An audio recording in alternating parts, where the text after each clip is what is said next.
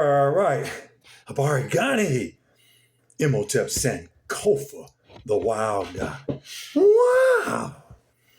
All right. We're continuing on with our series of, I would say, enlightenment into the negative effects or the conditioning and the conversions that was done on African slaves during slavery up until even present day now. How the effects of European Roman Catholicized Christianity has been a detriment to us, and how we really need to think and do better than what we're doing and learn. And I'm telling you, you never know enough. And I have a portrait of someone here that I didn't know anything about this man. And I'm so happy spent almost all day reading about him. And that is Mr. James H. Cone.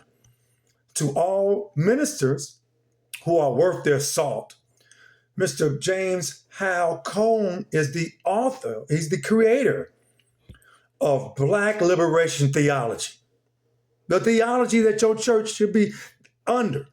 Yet we have all this prosperity preaching and stuff like that. But James Hal Cone, American Methodist, this is from PBS, American Methodist minister and theologian. He is best known for his advocacy of Black theology and Black liberation theology.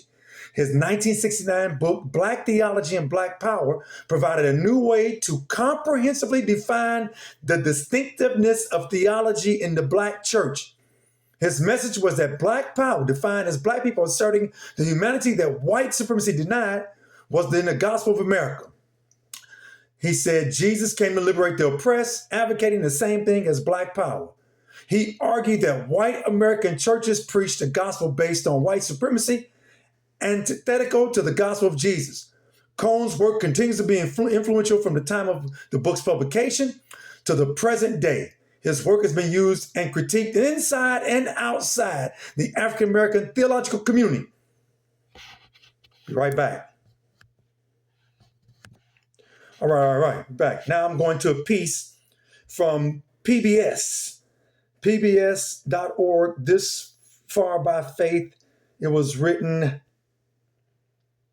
what's the date on here? 2016. Okay, Mr. Cone, we're shaping up Mr. Cone. James Cone, a phenomenal person. You need to go read up on James Cone. But here we go.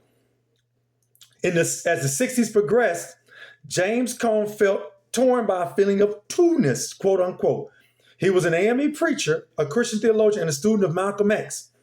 Filled with rage against the white church and his own inability to see God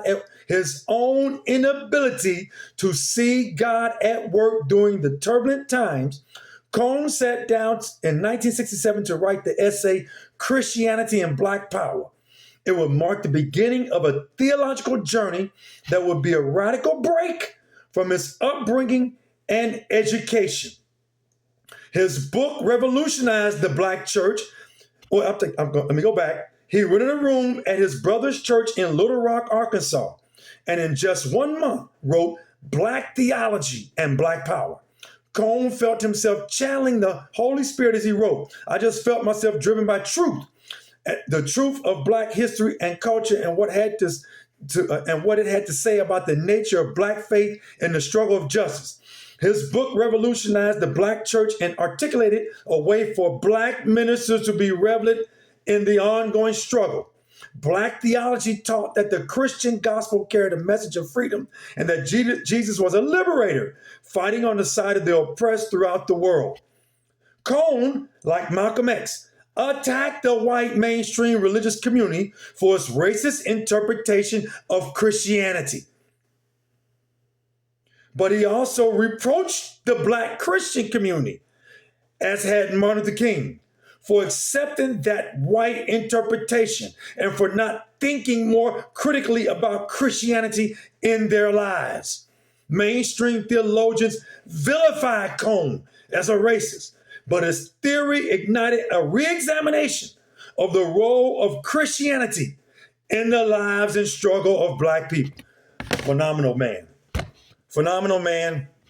I just don't understand. I grew up in a black city, learned a lot of black history. I've been studying and a student from the greats for a long time. I got 37 years in, deep as a historian and a student, and I've never heard of James Cone.